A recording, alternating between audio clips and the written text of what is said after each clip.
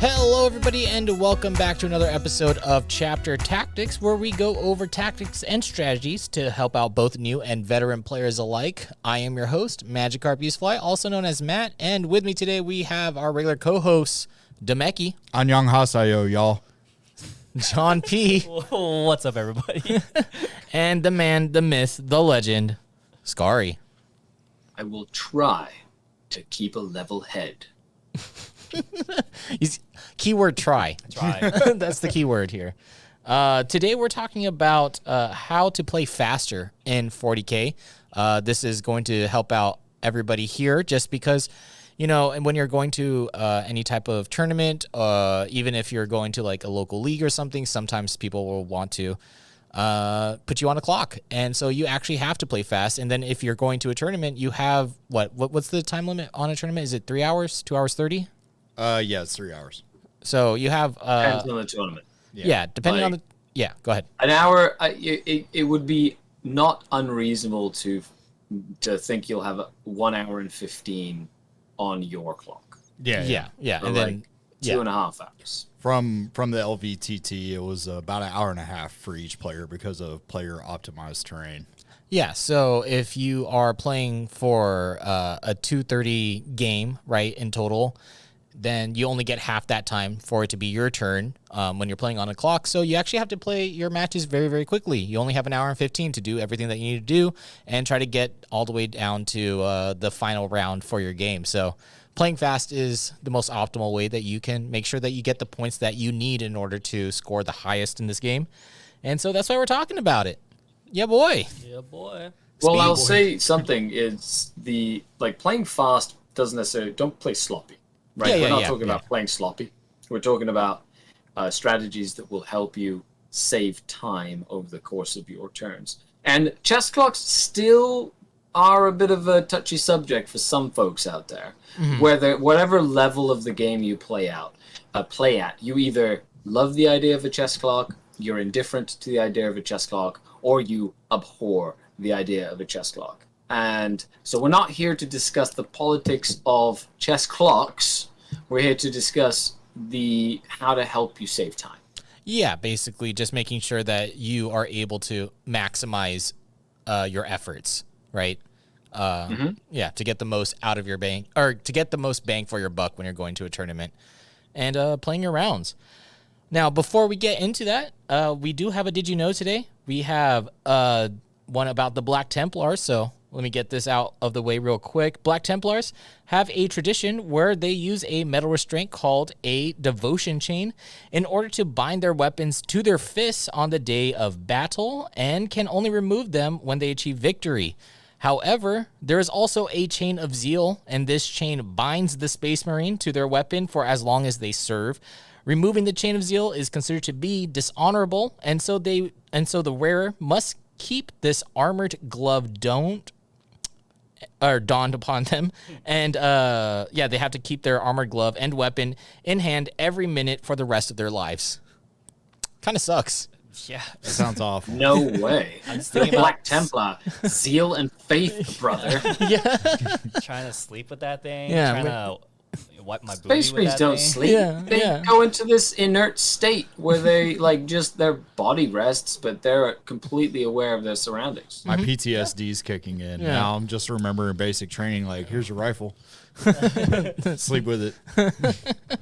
Yeah, so it's a hard life to be a Black Templar. So that's our Did You Know for today. Excuse me. That's our Did You Know for today. So before we go into the main topic, this show is brought to you by frontlinegaming.org, where you can get amazing game mats for not just your 40K games, but almost any tabletop game out there. Purchase miniatures at a discount and join some of the largest 40K events in the industry. They also have the largest 40K podcasting network in the business, with shows like Signals from the Frontline, Chapter Tactics, 40K Game Changers, 40K Stat Center, Grim After Dark, and so much more. That's frontlinegaming.org, or you can click on the link in the description of all of the social media goodies out there. SoCal Open coming up soon. So we're talking about how to play faster. Yeah, boy. Let's do on October 15th. Let's do If you it. don't know. Yes, sir. Yeah, be ready. I'm very interested in this topic because I know when we play on stream, they can go up to like 4 hours. I don't know, just because of the stream or it's because of me, but so we'll find out. You know what makes a stream go faster? A chess clock. Yeah. Yeah. Which problem. Again, a touchy subject, especially for some of our viewers. Well, I will say, running out. Let me preface the topic with this: running out of time at a tournament does not feel good. No, it doesn't. No, that's It does not feel good at all. No. Whether you're a veteran player that's played many games, whether a newer player that hasn't, getting to a tournament, setting up, playing your game, having a fun laugh with your opponent, basically like counting your points, scoring your points, and then it comes to like you have half an hour left or whatever from the ref or from the tournament organizer, and you're like, oh shoot, we're literally just going into like turn 3. You know what I mean? And all of a sudden, like you feel really rushed, and then you don't really appreciate the game, and it kind of like you're kind of trying to get through stuff or skipping steps or whatever it is. You make mistakes because you're rushing. Or you get to the point where you're just in the zone, having a good time, and all of a sudden, the first thing you hear is, okay, time's up, dice down, or whatever, and you're like, oh crap, we didn't even finish like third turn or fourth turn or whatever it is. And it does not feel good. I've been in both situations. Yep. And so, A, I love chess clocks. But B, there are ways and things that you can think about or do that help you use that time effectively. Yeah. I mean, I know personally just from LVTT a couple of weeks ago that I ran into that similar situation, and I found myself we ran out of time. I lost by like 2 points. It did not feel good, and I was wondering, was it my fault or was it my opponent's? You know, it kind of makes you it makes you resent that one match, but I didn't let it like hold me down the rest of the tournament, you know. But at the same time, like, yeah, it sucked. It did not feel good. Yeah. So, question for you guys: what happens in that situation? Do you just calculate the score right then and there, or like no further scoring is like awarded or anything? So like if you take like in a secondary, like raise the banners, right? Raise the banner says that you score on your command phase and at the end of the game. So technically you would still score raise the banners at that point because that's considered the end of the game. Okay. But like anything other than that, no. So like even if you have more units and you know that you're probably going to max primaries, it's not going to happen. It's right then and there, that snapshot where you're at. And there are events that have policies in place. With this, for example, the Code of Conduct does have an incentive in terms of penalties for the players if you don't get past turn 3, I believe. Yeah. So you're incentivized to keep an eye on the clock and make sure that the game is traveling smoothly to make it fair for both players. Yeah. And that's because you might be playing a list that sort of comes into its own mid to late game, or you might be playing a list that plays and scores a lot of points early on. Yeah, right. So you want to make sure that both players get a chance to sort of play with their factions the way that they're designed. I can tell you probably one of the most important things that you should have at a tournament is a tray to put your entire army on, because that's what ran into the problem during my first match, was that my opponent was still pulling his units out of his carrying tray or carrying device rather than already having them on a tray, and his deployment was taking way too long. Yeah. That's brutal. Yeah. It's like you got robbed of a game. Yeah. Just got to make sure I guess number one, if you're doing a checklist, make sure that you unpack your army and have a carry tray or some sort of way to transport them for easy access from one table to the next. And I'll tell you right now, that's incredibly important, but it's also incredibly important to try and keep it organized. It's not just a matter of because most times you'll run up to a table and your opponent has a ungodly pile of random plastic models just dumped into the middle of their tray. And they spend like 10 minutes organizing everything like as the round has already started. Yeah. It's just, no. just scrambling to be like, oh, that's where's my other guy? Like, yeah. So what we do have here now, I guess like that's us explaining why it's important to play fast when it comes to like a tournament. Obviously, don't play sloppy. Just play more efficiently. Just be very smart and think ahead.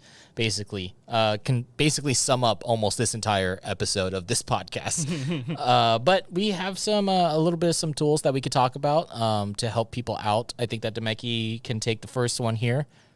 Yeah. So the different types of tools that I found useful throughout playing in tournaments is rulers. So like I bought one of those nifty little 6-inch, 3-inch, 1-inch, half an inch rulers that like it's just different measurements on all sides. That came in handy, especially for measuring engagement ranges and whatnot. I wasn't messing around with my tape measure as much. The other thing was I brought. I will second that. Yeah. That tactical measurement device, 1 inch, half an inch, 2 inch, 3 inch, is one of the most used pieces that you will use in your toolkit. That thing is just incredibly useful. Yeah, definitely. And then like it's neat too because you can buy like different ones that have certain things on them. Like the one that I bought was actually for Age of Sigmar, so it's got a bunch of stuff that I don't understand on it. I'm just like, oh, that sounds neat, but yeah, there's like different types of rulers that you can get out there, and they have different things. You know, it'll help you remember certain things. Maybe it has like the phases on there, so you remember what phase you're going into. The other thing was like different colored dice. That helps a lot, especially having certain dice for counters, like wound counters and stuff. That way you're not fumbling around looking for something to use as a wound counter for your models. That actually helps speed things up. To put your wound counters out for your big models instantly is actually like a huge help. Especially like if your opponent's like, well, how many wounds does this have, right? And then you're not like, oh shit, I don't remember. Like, let me go look or stuff. Sorry, Yeah. let me go look through my codex, and oh, there it is. It's got this many wounds. So normally I find that very helpful. Also, if you're doing that, please make sure they're different dice, like either a different size or like a distinctly different color. Yep. Like, don't use like dice you're rolling to mark wounds, please. Yeah, that's Yeah. Especially when you're rolling on table. Yeah. Because most of the time you are rolling on the table. Some people bring dice trays, but I would say a majority of the time you're rolling on the table anyways because the tables aren't that big. So there's Yeah. no real place to put a dice tray. Another thing that he brought up that is super useful too is if you're running an army with a lot of transports like Drukhari, I bought these nifty little like clear colored chips. And I would say, okay, these units are this color and they're going into this boat. And I would put the chip in the boat because you can't fit those models in the boat. Yeah. So I would do that to designate, all right, this is what's in what boat. And yeah, all my opponents loved it. They thought it was great. And I was like, okay, good. Yeah, you can just use like a poker chip. Yeah. Yeah. Just like Nice. any type of chip. Yeah. For sure. Definitely. Dorito chip. Yeah. Dorito chip. Is that Cool Ranch? Ow. This Cool Ranch Raider, this one has all of my racks in it. This is nacho cheese. yeah. And then when you kill it, I get to eat it. Oh, dude, that's genius. My army's orange, so I'll Yeah. use Cheetos. Yeah. Or Cheetos, whatever you want. These are Fritos, whatever. So much for keeping a level head. I derailed this conversation real fast. Yeah, we were on a roll too. Yeah, we were. This one, the next one, this is like rolling dice together when it doesn't matter. Yeah. So a lot of your units, they'll have different weapon profiles, right? So what you can do is if you brought different colored dice, then you can have one colored dice be one weapon, another colored dice being a different weapon. So then that way you can fast roll the whole thing if you know that what you're rolling at doesn't matter. Obviously, if like it's multi-damage weapons that you're shooting into a multi-damage unit, Feel no pain, like Yeah. unit or something. yeah, then you want to, be smarter with your rolling. But if you're just shooting at stuff that's like one wound, right, and they all have like the same save profile, then just roll all of those dice at the same time with just different colors. So then you know which one's wounding on what number. Like the white dice are going to be wounding on 4s, whereas the yellow dice are going to be winning on 3s. And you just roll the whole thing together, so then that way you speed up the process of your hit rolls and wound rolls, make it easier for everybody, right? Yeah, boy. Yeah. And it makes you feel like that all the time with my Black Templars. Yeah. Black was for the bolter rounds. White was for my plasma guns. And red was for my last cannons. Yeah. And it was just like all at the same time. Yeah, and if you're really confident, you could be like, I'm gonna roll them all at the same time. And you know what? You can choose which one you want to save. Yeah. It doesn't matter to me. you take it. Yeah. You figure it out. You do it on your own clock time. That's flexing time. Yeah. That's Yeah. like just flexing, being like, here, you do it. Yeah. Here, you got it. Don't worry about it. That's funny. Did you want to add anything to that, Jumpy? I was just gonna say it makes you feel like you're more on top of yourself too when you do stuff like that. Like, this is 3s, these are 4s. It's like it helps your brains like work like clockwork when things like that. Just like simple, easy tasks. Keep you going. You know what I did a lot that I don't normally do? That I always give you crap about? What? I split my shots. There's nothing wrong with splitting your shots as long as you're It's better to overkill than underkill. Yeah, but sometimes Don't split your fire. Just overkill things. That's a tactical tidbit. Yeah. Overkill something because that one lone space marine will bite you in the butt every time. You see, but unless you split your shots because you know you're not going to kill it, even if you dumped everything into it, so you split your shots anyways. It doesn't matter. Just do it all together to save time. Yeah.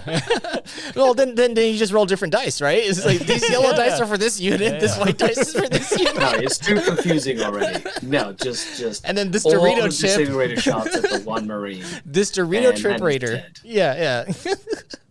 Yeah. So we have that. Jumpy, do you want to talk about this next part? Yeah, I mean, during your opponent's turn, you don't have to just be sitting there watching them get ready to destroy your army. You can instead organize your dice during his turn or his or her turn. Let's say like you know that they are going to be charging one of your units, and you know like what you kind of know. You already know like how many dice you're gonna need for that specific unit. So you just get that dice ready, get ready to roll. And then even when your opponent's like doing their hit roll, their wound roll, you can just get those dice ready in hand for yourself for your save rolls. And as soon as you see them like start to drop off, like for hits, wounds, you start to drop off those dice. And as soon as it's your turn to make your save roll, you're ready to go. Yeah, just having like a handful of dice in your hand when somebody's rolling, so then you know exactly what you need to do. Like if somebody's like Dark Lance, right? Yeah. You know it's only one dice. Yeah, it's one shot. Yeah, it's one shot. So just have the dice ready. Yeah. Okay, all right. Did it Dark wound? Lance. Okay, here's my. Let's see what I get. 4-up invuln. Blaster. No. No, all right. All right. I die. Yeah, okay. Yeah. All right, next one. I die. Yeah, so like, yeah, I completely understand that. Just having your dice ready helps out a lot. So then you don't have to count your dice, especially. Yeah. Well, count your dice. That's important. Yeah, Make sure you're rolling the right amount of dice. But keeping them organized as well. Like you're trying to organize them, but some people play a lot of like beer and pretzels games at home. You know, depending on how competitive you are, or whatever. Yeah. Even competitive players tend to, if you're in the moment, you're rushing like dice, like roll, and they go under this tree or that little place over there, and then you have like your 10 dice are in like 10 different places. So like take the time to sort of like gather up your dice. Yeah. If they tend to sort of like migrate from the area where you're holding them, and just have them in a very easy accessible spot. So you're not like bending over, reaching over to grab that dice. Oh, where did that dice go? Oh, under that tank. Oh, and then lifting up the tank and then grabbing the dice and that sort of thing. Yeah. Free movement, lift up the tank, move it just a couple of inches, grab your dice, put it back down. Yeah. Roll your dice towards your model so that it moves forward. Bring enough dice and play the floor as lava. If the dice falls on the floor, there's no going back. Yeah, don't do that. Obviously, that's cheating. Yeah. So, Demeki, do you want to talk about the next part here? Yeah. So one of the most important things is to think about what you're going to do during your opponent's turn, right? I mean, it's like chess. The game is essentially chess. Like you should constantly be thinking about the next phase or the next round and like how you're going to answer what your opponent just did, right? So like if you're playing like a slow army, let's say I don't know what Death Guard. Death Guard. Yeah, if you're playing Death Guard, you should be thinking about, okay, do I need to advance the next round with this unit so I can contest this objective? Or like if you're playing a fast army like Drakari, am I going to just fly out to every single objective, place something there, and then say, hey, choose? Like, you know, stuff like that. You got to constantly think about also your secondaries. Like, okay, I did this turn. How am I going to maybe get retrieve Octarius data in this quadrant next turn? With what unit is that going to affect? If I do that with this unit, is that going to take away some of my damage output, or am I going to be able to do anything else that I need to do that round? Like, you should constantly be thinking about the game as you're playing and seeing how it's unfolding real time. Yeah. Yeah, I think it's important to understand that, you know, that's really, really important, but it's also important to understand to take time if you need it. Right? So, you know, if you are playing, I don't know, like turn one, a lot of the times, unless you have a lot of shooting and your opponent's like out in the open, you're not really going to be spending a lot of time like doing much other than positioning yourself for like a turn two. Yeah. Especially if you're like Dark Eldar. Like you're moving into position that turn 2 or turn 3 is going to be the turn where you use most of your time. Where it comes to like you're going to be rolling lots of your dice, you're going to be trying to make every charge roll, every like shot is going to count. And then turn 4 and turn 5, there's a lot of models have been removed from the table, right? Like it's down to like the remnants of squads or like a few tanks. So then you have less time, but you can spend more time for each thing, right? In that sense. So just gauge the ebb and flow of the game as well, right? Yeah. And little things like if your opponent's going to kill your tank, like grab the models that are inside of the tank from your tray and kind of put them somewhere that's ready to get put on the board right away. Yep. You know, little things like that, just thinking ahead, right? Which is what you're sort of you're explaining. That was like one of the things that I always had in my hand during the tournament was that since most of my army is in boats, I always had 11 dice in my hand. So if they blew up one boat, I could just go ahead and roll to see if those guys make it out. Yeah. Right. Yeah. And like, I mean, that's something to always think about too. So like if you're using transports, I would go ahead and say, all right, well, which transport has the most guys in it? And keep that many dice in your hand during your opponent's turn. Yeah, yeah. And when it comes to thinking about what you need to do during your opponent's turn, it's mostly just thinking about what you're going to do during your movement phase, right? Yep. So you want to figure out during your opponent's turn what's happening, gauge what, like, basically you want to come up with your game plan during your opponent's turn. So then when it gets onto your turn, you don't just have like a blank slate of being like, okay, so what is my plan starting as of right now? Yeah. You know, like don't zone out during your opponent's turn. Yeah. Constantly be thinking about what you're going to do on your next turn. So then you don't have analysis paralysis when it does get onto your turn and then you are on a clock and then it's like, oh, I really need to think about what I need to do now instead of when you should have been thinking about it during your opponent's turn. Yep. That it's very, very pivotal, in my opinion, to do that. And like, you don't have to just like start moving your units just like immediately during your turn. You should be thinking about your pre-measuring. Like before you even move a unit, you should just at least pre-measure all the stuff that you know you need to take care of. Like what needs to be screened out. Does he have deep strike? Is there anything else that I need to screen? Is he going to charge me here? Just make sure that you do all your pre-measuring because the movement phase is like the longest part of the game basically. And then like once you start rolling dice, that's like the fastest thing that you could possibly do, you know? So, you know, just take some time, figure out what you want to do during your movement phase for your next turn and just understand what you need to do during your opponent's turn, right? Yeah. And then something I like to do too is ask my opponent, like, what's your longest gun?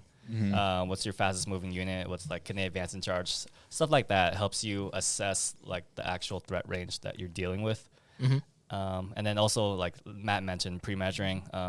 You could also, if it's your turn, you can leave dice around the map as like to help you with like your pre-measuring. Like if I move this unit here, it's gonna end up there. Is that where I want them to be? Kind of stuff like that. And just remember, obviously, just remember to pick them up. Yeah, pick them up afterwards, so there's no confusion. But yeah. And another thing that ties into that is just doing I know that I'm jumping a little bit, but practicing, right? Yeah. Just constant practice. As the more that you practice, the more muscle memory you get in the game, right? So the more muscle memory that you get when it comes to, oh, that looks like it's going to be 6 inches or something, you can start pre-measuring in your head a little bit comparatively to, doing it precisely on the table. But besides that, practicing just helps you understand your stat lines way more. I would say to practice, like if you're running a list, practice it multiple times against multiple different armies, because don't just be like, oh, well, I lost that one match, right? It's time to make a change. But then what you're doing is you're also hurting yourself on your learning curve, because now you're adding in a different unit and you already still didn't even understand what your other units do, right? So like practicing just one list for I would say at least 5 games. I would say practice one list for 5 games before you make someone going to a tournament that uses a lot of time is they go to a tournament with a brand new list. Yeah.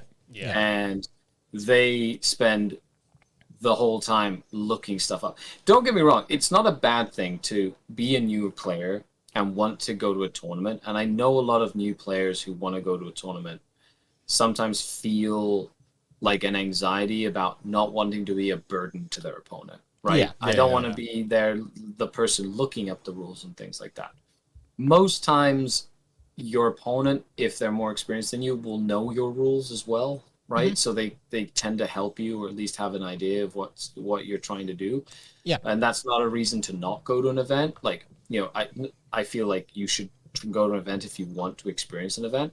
But if you're like a veteran player and you're like, I want to go and I want to play and I want to compete, and then you decide to say change your list like a week before the event or the night before the event or just on like list deadline, and then you have a long week at work and you don't really get a chance to read the rules and abilities and your relic and your world of trait, you just kind of put it all into best coast pairings, or sorry, into battle scribe or whatever, and then upload it really quickly, and then you're doing that on your first round of the tournament, that's not a good way to save time. Yeah, definitely not. Nope.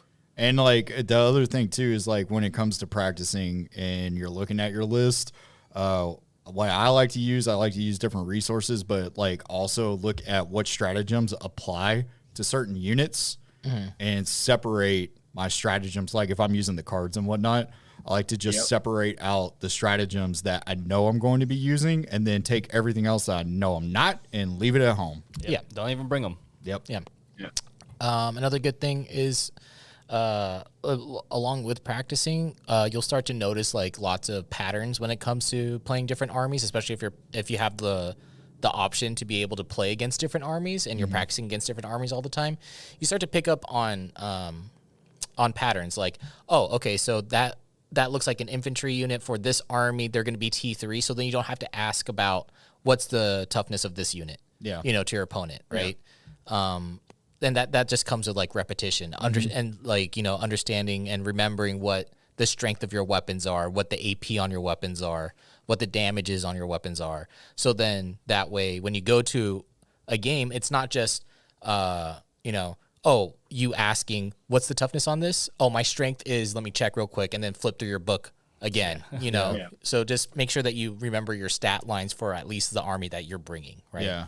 If you are going to a tournament and it is a new list that you're going to be using, just tab out your pages. Just go ahead, get like a Post-it note and stick on the page like a divider for each unit, just in case or write some cue cards out. Yeah, write cue cards. Or have a little cheat sheet. Yeah. Or, like little things like that. And that goes into, you can put that in the tools category. Yeah. Cheat sheets, play-by-play on every phase, and like things that you need to remember to do every phase. So you're not like trying to remember, especially if you're learning a thing. Counters, like you've mentioned before, taking the stratagems out, having like tokens, which now you sort of are required to have to really participate in the ITC. Like you need your tokens, but that is a great way to save time. Yeah. Right. Oh, yeah. As well. But yes, you're right. Yeah. data cards, data sheets, yeah. different dice. And even if something that you have is like a tool that is outdated, right? So say you have like your data cards, you bought the data cards from Games Workshop, and they 2 weeks later released an FAQ that changed the wording on your stratagem card, right? Like, scribble that in. Like, literally, grab the card and, like, scribble it in, or put, like, a Post-it note on top of that card, right? That's like, this is the FAQ, says this now. Yep. Like, do some little extra work away from the tournament that's going to save you time, so you're not like, oh, what did the FAQ say, or trying to, like just have it on you. Yeah, and I think that a lot of stuff, I see a lot of flowcharts being made now for newer armies. So that helps out as well. Like if people can create flowcharts, like AdMech has a lot of flowcharts that they have access to that people have made, like communities have made. That fits that army though. Personally, I feel every time I see one of those, I'm confused to hell. Like it's confusing. Yeah, but for people that understand and want to use flowcharts, it's out there. Dude, I love flowcharts. I hate them. This happens. Do this. Yeah. Oh yeah. Oh, tell me more. Yeah. I think another important thing too is pen and paper. So, I say pen and paper, not just to like write down some things during your match, like maybe like your opponent put something in deep strike, so you scribble it down to remember for yourself, but like after the match, things that went wrong that you picked up that you did wrong, jot that down, review it at the end, and then say, okay, this is what I need to work on. That's normally what I've been doing a lot, is just like, all right, I forgot this, or I messed up and I should have done this instead. Just take notes on your own gameplay, and even ask your opponent. Say, hey, after the match, like, hey, was there a pivotal moment where I screwed up and I should have done something else, and it probably would have won me the game? And most of the time, they'll tell you. I mean, it's not a secret. Yeah, but how does that make you play faster? It makes you play better, which means you'll get faster. However, on the note of talking to your opponent, one of the biggest time sinks is some sort of rules discussion. Oh, yeah. When it comes to, like, depending on whether you need to call up a ref or a judge to, like, get an interpretation of a rule, or to get, like, a ruling on a gray area of the rule. Let's face it, we play Games Workshop rules. They're not the best written. It's not like they don't seem to have a technical writer that then knows like the 50 different ways of saying the same thing with the same word in the English language a lot of the time. Yeah. But wait, the they punctuation created it. is in the wrong place, and it means something completely different, right, than what they might have intended. So in terms of talking with your conversation, an amazing way to save time, and this is something very simple, is have a conversation with your opponent before the game starts about a variety of things. Number one, terrain, right? Or interpretation of terrain. That's like hugely important. A lot of the times events will have like keywords that are associated to certain buildings or whatever. Perfect. But sometimes they don't. So not getting to turn 4 when you need a crucial charge, and then having your opponent go, wasn't that difficult ground? Oh, that doesn't look like difficult ground to me. But I thought we talked about it at the beginning. No, we didn't talk about it. That sort of thing. So you want to kind of like get those gray areas out so that they're not a point of contention. And then at the same time, you want to make sure you are on the same page with your opponent when it comes to any sort of gray area that you might have. For like your army. If I go up to an opponent, exactly. So if I were to play Gaunt's Ghosts and I had Mr. Throw a Million Grenades or whatever, and you have a conversation with the opponent. How do you play it? This is contentious. The TO did not rule it either way, right? The TO hasn't ruled on it.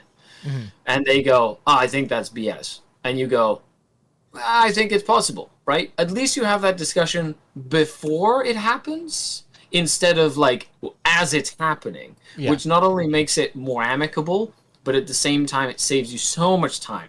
Because then at least you start the game knowing how that interaction is going to work out. Exactly. And then like how you settle it is up to you guys on whether you want to do like on a 4-up, it's fine, or if you actually want to get a TO in. Or get a judge, exactly. And for anything like this, I'll tell you right now, we need to tackle the stigma of calling a judge to a table. Yeah. It is not a bad thing to have a judge come to your table. And there's this huge stigma attached to it. They're there to help you out. And you need to call them when you need them instead of like not saying anything and then being grumpy for the rest of the weekend. Yep. Yeah. I didn't even know that was a bad stigma. I'm used to like Magic. Like you hear judge every like 5 minutes. Judge, what's this? Yeah. This card? What? Yeah. I want to add that. Welcome to Warhammer 40,000, where it's a gentleman's game and you're supposed to suck it up. No, you know, call it like that is important. Yeah. Call the judge and like and the stigma, but have those conversations beforehand to save you time in the middle of the game. Yeah. Oh, yeah. I Yeah. guarantee you probably most of the judge calls during the LVTT were about the terrain. And it was just because like we would set up and then we would each have like one piece left and we're like, where do we put this? Because like if we go off the rules, we can't put it on the table. Yeah. And then some people, I guess, were caught putting it like underneath the table. And Reese got on the mic and was like, if you're putting terrain underneath the table, that is a no. Do not do that. You will get a yellow card. And I was like, oh, it wasn't me. What were you saying, Jumpy? I wanted to add, like, if you do have something that might be up for discussion in that like rules gray area, just email the TL beforehand and get solved ahead of time. Saves you time. Saves you so Saves much you time. time. You don't even have to worry about it. Day of. Yeah. Yeah, and if the TO says no on something, it's a no. Yeah. Do not Yeah, try don't to argue argue it. it. Or it's a yes. You know what I mean? It's a no or a yes. The key is like whatever the ruling is, just go with it, and at least you know what the ruling is. Yeah. Right? And then you can just go and play the game. And whether you agree with it or not, you can be grumpy about it after. At least you're not wasting time wondering. Yeah. And don't be afraid to ask the community too if you feel like you've been doing something wrong. Yeah. Like, Yep. yeah. I asked Scary something. He told me. I think that another way that you can practice getting faster, this is probably one of the most easiest ways, is to just practice with the clock at home. You could buy like a clock on Amazon for like, you know, or anywhere that you can find a clock. They're like really cheap. Yeah, they're Just like get $10 or something. Yeah. Like it's really cheap. And then you just play wherever you're at. Just be like, go to your opponent and say, hey, is it cool if we do a chess clock? And then if they I'll say, tell you right now, you don't even need your opponent to do the chess clock. Oh, yeah, like, you can do it yourself. Play with a chess clock with your opponent, and as a person who's learning how to use a chess clock, you can control the time back and forth to make sure your opponent, like whenever they're doing something, put it on them. Yeah. Whenever they pass to you the time, put the time on yourself, right? And it just gives you a gauge of how long you're taking on your stuff, right? And it's okay if you run overtime, but like maybe time yourself how much time you go overtime. Yeah. If that makes sense. To kind of go, okay, where could I save time? Yeah. Because if you're running like a horde, or you're running, you know, like a million models, maybe there you bring movement trays to like help with movement, or you'd have like a preset, like I don't care, I'm just gonna move them in a blob or whatever it is. yeah. But you know, it'll give you a good gauge of what to work on. Yeah. If you're and- playing, oh no, you go ahead. Also using like squad marks and stuff helps out a lot in organization, especially if you're playing like a horde or if you're running multiple of the same units. So then that way, like even though it might sound like kind of nitpicky to be like, oh, you know, is that really going to save me time if I have squad marks, you know, to separate the units? And it's like, yes, it does. It does. Yeah. It means a lot. 100% it does. I went to when I went to the ETC for the first time with the Canadian national team. It was in 2018, and when I got there, I noticed that I know Reese doesn't like the elastic bands on like stuff, but it's a known like it's just a very simple way of doing it. You grab the like dental like elastic bands that you put on like braces or whatever, and they're 1,000 different colors, and you get like 1,000 of them in a bag. So you can literally put them on all your models. So it doesn't look pretty, right? But at the same time, if you're like a competitive player, the less amount of brain power you need to tell your units apart in the heat of the moment or in a combat where all the units are just cluster effed in the middle of the table. If you can pick your units out really quickly just with a glance, that saves you a lot of time. Pylons, consolidates, allocating attacks, how many attacks you get in combat. Just having those things stand out to you within the chaos really saves time. Oh, yeah. Yeah, definitely. It's like, oh, here's, we have 20, or we have like 3 units of guardsmen here. Where does it end? Yeah. I don't know. Yeah. Sorry, man. And then some people are like, well, these are facing sideways, and these are facing forward, and these are facing backwards. Yeah, which one's and the that sergeant? One turn. Yeah. What were you going to say, Jumpy? I guess just going back to the practicing with the clock thing. If you go over time, try to maybe when you do practice with the clock, you just take a note of like how long each turn took, or maybe how long each phase took, and then if you see one is exceedingly longer than the rest, that's where you need to work on. Yeah. And then you're right on target on that, because for example, back in the day there was the drop pod assault space marine style armies, right, where turn 1 they did nothing, but turn 2 was like their entire deployment time and an entire turn all crammed into one turn. So people who played that list knew that second turn, or that turn where they decided to bring all their drop pods in, was going to be the longest amount of time. It's like when you're playing Gene Steal Cult. Revealing the blips, when you reveal all your blips and figure out where they're all going, that's the longest investment of time. And you should take your time, but you should know that that's where you're going to be using some of your time. Exactly. That sounds cool. That sounds so cinematic. Yeah. You just need to be able to, because in this game, I think like the longest turns are turns 2 and 3, right? And then turn 3 is like the backbreaker turn. Yeah. So turn 3 is like the most important turn. Turn 2 and turn 3 are like the longest, and then turn 1 is like the shortest. Turn 4 and 5 are, it's the shortest depending on your army. And then turns 4 and 5 are like kind of just like auto how many points do you score? Like math out. Yeah. Almost. Yeah. So make sure that you have your turns 2 and 3 when your army usually comes active to work on, the most, right? Anything else that we need to talk about for understanding stuff? We have knowing your stat lines and strats. I feel like that kind of just... We beat the horse out of that. Yeah, we beat the horse out of that one. Yeah. Just knowing your psychic powers and stuff for all you people joining the psychic power armies of Grey Knights and K-Suns. That goes with the tokens, too. Like, have your cards, have your tokens. Like, have, like, a little, like, the where you put your magic cards or whatever, like the sleeves. Have, like, a little sleeve for, like, each psyker in your army with, like, the different powers that psyker has. And you know what I mean? And they're color-coded or whatever. Yep. Yeah. And please, like, if you've got the cards, the actual like psychic card, and you casted a spell that is like like a plus up or a -1 or whatever, a buff or debuff. Please put it on the unit. Well, you need to now. You have to put tokens in competitive play in the ITC. Yeah. Like that is you in order for the play code of conduct. Like make sure you have your tokens. Tokens make the game go faster, less confusing for everyone. Yeah. Mm-hmm.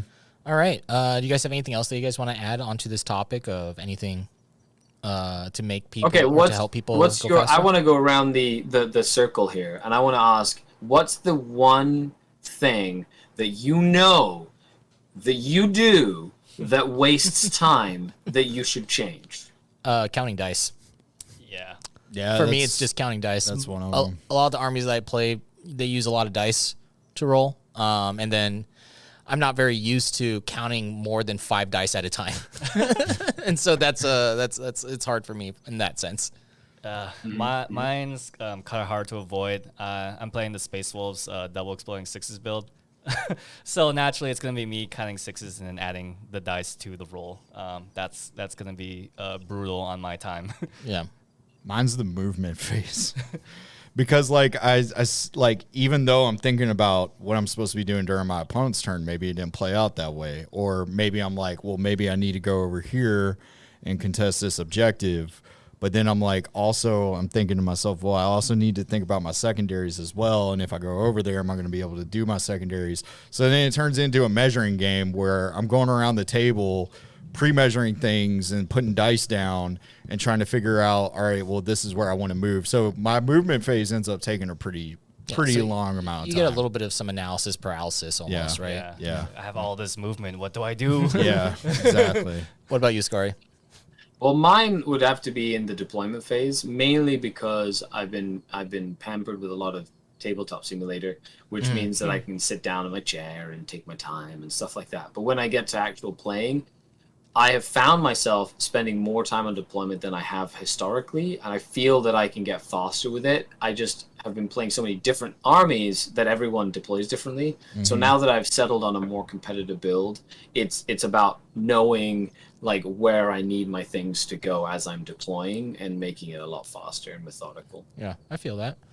How would you guys help out somebody that needs to roll like lots of dice all the time? So like, if we're talking about like 21 to 80 dice in a turn, like at one go. I had someone ask me about, it's just because it was my second tournament, I just didn't know like what to do. So he asked me, he's like, well, can I use an app? And I was just like, what app? Like, is it approved? Who sanctioned it? Yeah, like, I've used dice rolling apps before, yeah. Right. Yeah. But I'm saying at a tournament level, like, You have to ask your TO. Yeah. So like, and there's nothing in the player, at least the player's handbook when I've looked at it, there's nothing that says you can use this rolling app, right? So I don't know. How do I count dice faster without using an app? Because the app makes me not want to roll the dice. Okay, orc players. Yeah. Okay, I know like orc players are rolling hundreds of dice right now for shooting with like shooters and bikes and all this stuff. To be honest, I've seen people come with like little, not like beer cups, like little plastic cups, and each cup has 20 dice, and then they have like 4 cups, with 20 dice in each. It's a little Yahtzee game. What, sorry? I said it's like a Yahtzee game. Just they're just playing Yahtzee. And they literally just have the cup, and they know there's 20 to 30 dice in this cup, and if they need 30, they just do multiples of like cups, essentially.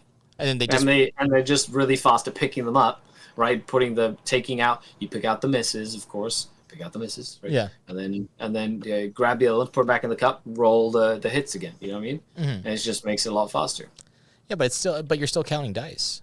Why can't we create some type of like a toy where you can put dice inside of it and then it'll count it for you and then just like shoot it out? Yeah. Like the ticket, the ticket machines. Just flip a coin and be like, is it going to be mathematical? Yes or no? And then you just calculate the odds and statistics of something killing something. And if it statistically would, then it just does. You could bring a weight, like a measure. Like a scale? Yeah, like a scale. Yeah. I was thinking, measure 'em.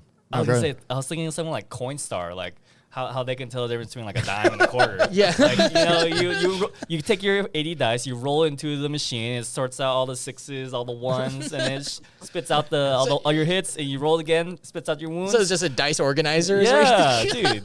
Dude, it's like the dice towers. Just roll all the dice into the dice tower. It'll count how many for you, Yeah. And then like only the hits, you're like, oh, those were the ones I meant to roll. This doesn't solve the problem. I still have to count the dice to put inside the dice tower. No, it has a digital interface. No, because you can just put as many dice as you want into the hopper, and then you can just be like, 20, enter, or whatever. Oh, yeah, and then it does it for you. Yeah. That removes the fun of actually rolling, though. It's like a gumball machine almost.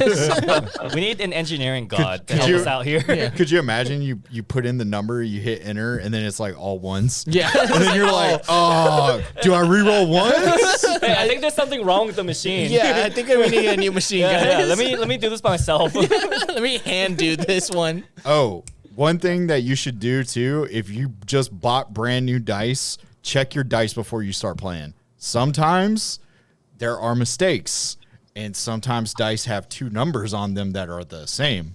So make sure you check your dice before you start playing. What type of shoddy dice It's happened. Dice sellers? It's happened with GW's dice. When you make a bazillion dice, sometimes dice have defects. A lot of the times they'll pick out those before packaging them and selling them, but Yeah, there are faulty dice. Or like another thing that saves time is make sure all your symbols are like sixes. Or, Yeah. you know what I mean. Like Yeah. don't come to this with weird squid yeah. Those are dice awful. and like weird Nurgle dice that are like you don't know what a 3 or a 4 is. And if you wanna waste time looking at dice, use those dice. But they are like a lot of those novelty dice. Sorry, Games Workshop, but those dice are like the worst. But Scary, you're my trying to roll Drukari fast. dice.